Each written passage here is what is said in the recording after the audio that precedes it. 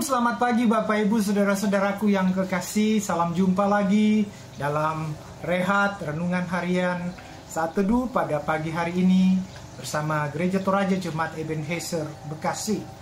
Sebagaimana biasa saudara-saudara, saya selalu mengajak kita semua, mari luangkan waktumu sejenak sebelum mengangkat segala aktivitasmu hari ini. Bersyukurlah atas segala kebaikan Tuhan. Karena itu, sebelum kita membaca merenungkan firman-Nya, mari kita mohon topangan Tuhan di dalam doa. Kita berdoa. Terpujilah Engkau Tuhan, kami bersyukur kepadamu kalau hari ini Engkau karuniakan lagi bagi kami hari baru yang di dalamnya kami menikmati segala sukacita anugerah daripadamu. Kami tahu Engkaulah yang memberikan segala yang terbaik bagi kami.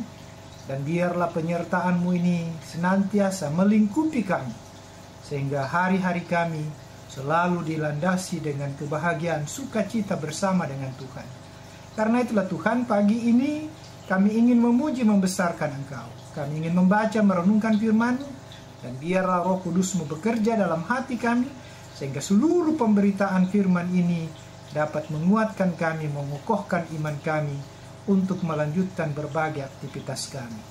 Ini doa kami Tuhan, ampuni salah dosa kami, dalam nama Tuhan Yesus kami sudah berdoa dan mengucap syukur. Amin. Saudara-saudaraku yang kekasih di dalam Tuhan, perikop pembacaan kita pada pagi ini terambil dari kitab Perjanjian Lama, Kejadian pasal 30 pada ayat yang ke-37 hingga ayatnya yang ke-43. Demikian sabda firman-Nya. Lalu Yakub mengambil dahan hijau dari pohon hawar, pohon badam, dan pohon berangan. Dikupasnyalah dahan-dahan itu, sehingga belang-belang sampai yang putihnya kelihatan.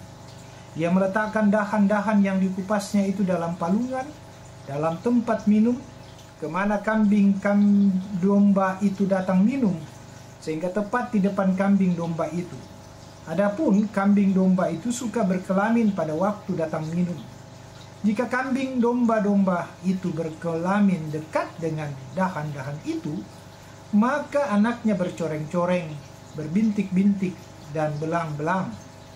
Kemudian Yakub memisahkan domba itu, dihadapkannya kepala kambing domba itu kepada yang bercoreng-coreng dan kepada segala yang hitam di antara kambing domba Laban.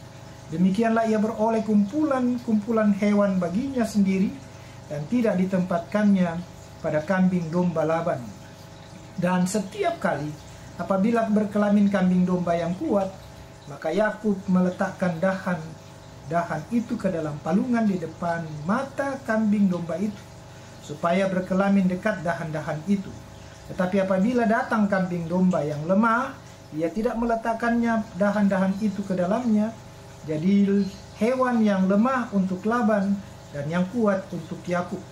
Maka sangatlah bertambah-tambah harta Yakub, dan ia mempunyai banyak kambing domba, budak perempuan dan laki-laki, onta dan keledai. Sampai sedemikian jauh pembacaan firman Tuhan. Yang berbahagia adalah kita semua yang membaca serta mau merenungkan firman-Nya dalam kehidupan kita hari lepas hari. Saudara-saudaraku yang kekasih, dari seluruh perikop ini kita diarahkan oleh satu tema, cerdik. Cerdik. Ibu bapak, saudara-saudaraku yang kekasih, saya pikir kita semua pernah mendengar atau diceritakan oleh orang tua kita pada waktu kita kecil tentang seekor, katakanlah hewan yang paling cerdik di antara hewan yang ada, katanya. Dan biasanya kita tahu bahwa binatang itu kecil, tetapi luar biasa pintarnya. Itu adalah kita percaya bahwa binatang itu adalah sosok yang memang tidak boleh dipandang dari penampilannya atau besar kecilnya, tapi dari apa yang ia bisa buat.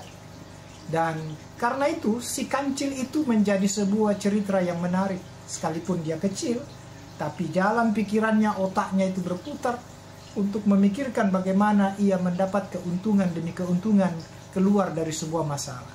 Itu cerita masa lalu. Nah, bagian firman Tuhan pada pagi ini, saudara-saudara, menceritakan tentang bagaimana kecerdikan atau akal dari seorang Yakub mengakali pamannya yaitu Laban.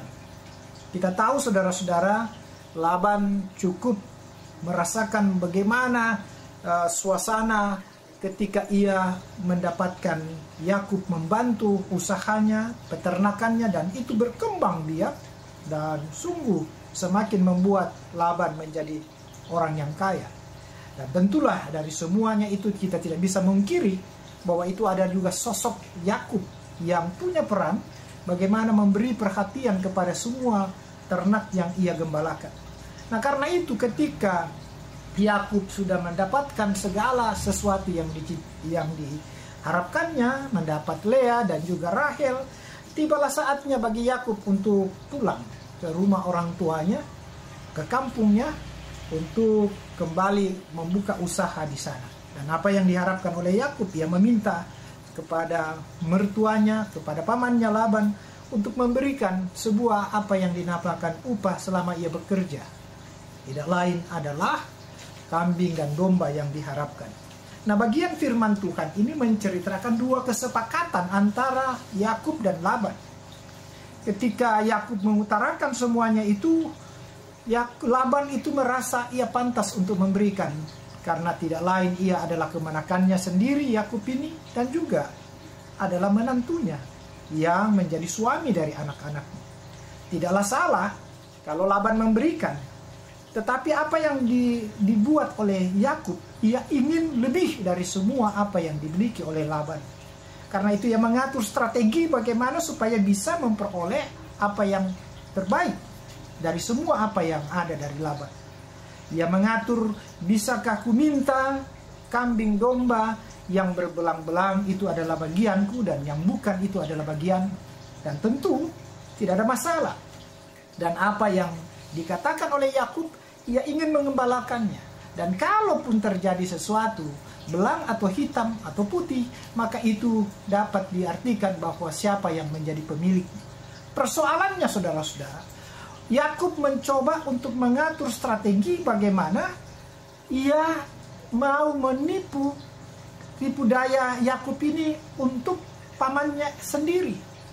Apa yang ia lakukan saudara-saudara, ia mencoba untuk mencari apa yang terbaik dari semua ternak itu.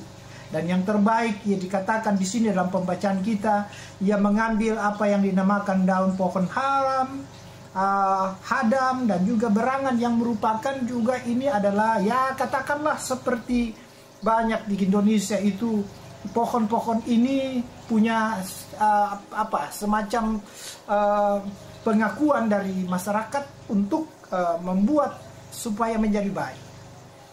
Kualitas ternak itu menjadi lebih baik dan berbelang-belang. Dan ini dilakukan oleh Yakub. Rupanya Yakub tahu persis cara bagaimana mendapatkan yang terbaik. Karena itu ia mau mencoba bahwa perbuatan pamannya yang kurang adil baginya, dan itu juga harus didapatkannya dengan cara yang cerdik untuk mengakali pamannya sendiri. Ia mengambil supaya ternak-ternak yang kuat baginya dan ternak yang lemah itu diberikan kepada pamannya. Inilah sifat dasar yang menjadi pola hidup Yakub dan juga mungkin kita sebagai manusia. Dalam situasi apapun kita tahu bahwa saudara-saudara seringkali sifat itu muncul di dalam diri kita, di dalam setiap manusia. Sifat khas seperti ini memang sulit dihilangkan dalam diri setiap manusia. Ketika kita sudah mendapatkan sesuatu, kita ingin lebih dengan cara apapun terkadang kita pakai. Namun inilah pergumulan sebagai orang percaya. Kita diminta oleh Tuhan meninggalkan yang jahat dan melakukan segala hal yang baik.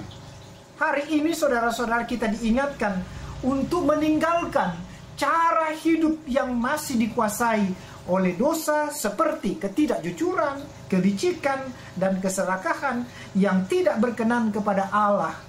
Karena itu, marilah saudara-saudaraku, kita menempuh cara hidup yang baru dalam ketaatan, kebenaran, dan seluruh apa yang terbaik bagi kemuliaan Tuhan. Itu sebagai wujud tanda hidup kita bahwa kita ini sudah hidup dalam kasih dan kebenaran dan terang yang Allah telah nyatakan di dalam Kristus kepada kita semua. Karena itulah, tinggalkanlah segala hal yang tidak berkenan kepada Tuhan, dan marilah kita masuk di dalam sebuah arak-arakan kehidupan yang benar seperti yang Tuhan mau. Dia hadir di dalam dirimu, di dalam diri kita, sebagai sosok yang benar di mata Tuhan dan sesama kita. Terpujilah Kristus. Haleluya. Amin. Mari saudara-saudara, kita angkat pujian dari Kidung Jemaat 389 ayat 1, 3, dan 4.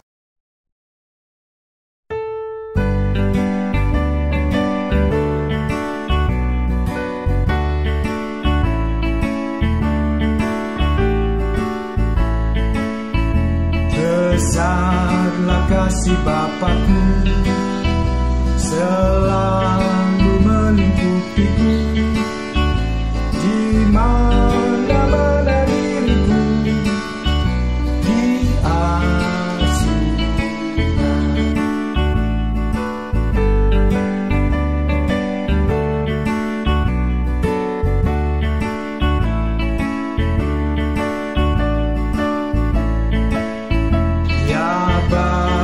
Dalam kasih-Mu arahkan tiap langkahku, ku yakin Kau tetap teguh mengasihi.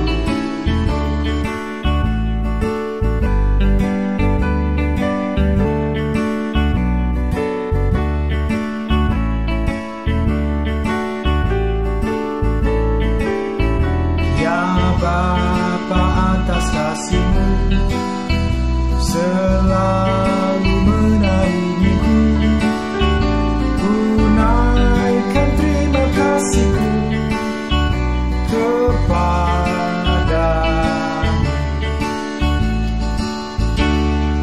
Saudara-saudara, mari kita satukan hati kita di dalam mengakhiri ibadah kita pada pagi ini. Kita berdoa. Kembali kami datang kepadamu Tuhan. Kami mau mengucap syukur untuk semua karya Tuhan yang senantiasa menyejukkan, mengingatkan, dan memberikan sebuah pengajaran kepada kami. Hari ini kami belajar dari firman-Mu, agar kami meninggalkan segala pola cara hidup yang dilandasi oleh kemunafikan, ketidakjujuran dalam mencapai, meraih segala sesuatu yang kami inginkan. Ajarlah kami untuk bersyukur dengan cara yang baik, agar kami senantiasa layak disebut sebagai sosok yang berkenan di hadirat-Mu. Kami selalu mohon Tuhan yang tetap memberkati rumah tangga kami, memberkati diri kami pribadi lepas pribadi, dan memberkati semua aktivitas kami, lingkup kerja kami. Biarlah Tuhan hadir di dalamnya, memberikan kekuatan kesehatan kepada kami, sehingga di dalam semuanya itu kami tetap memuliakan nama-Mu. Seluruh keberadaan saat ini Tuhan, dalam sebuah kecemasan dunia, bahkan bangsa kami yang masih terganggu oleh kondisi COVID-19 ini, kami juga tetap berharap Tuhan mau campur tangan untuk meredakan, agar semua kondisi ini dapat kembali sebagaimana mestinya. Kami percayakan seluruh aktivitas kami Tuhan, pelayanan-pelayanan kami ke depan, Engkau tetap memberkati. Inilah doa kami Tuhan. Dengar dan sahuti, ampuni salah dosa kami, karena kami sudah berdoa di dalam Kristus Yesus Tuhan dan Muhalis kami yang hidup. Haleluya, amin. Demikianlah ibadah kita saudara-saudara. Selamat beraktivitas, Tuhan memberkati saudara sekalian. Haleluya, amin.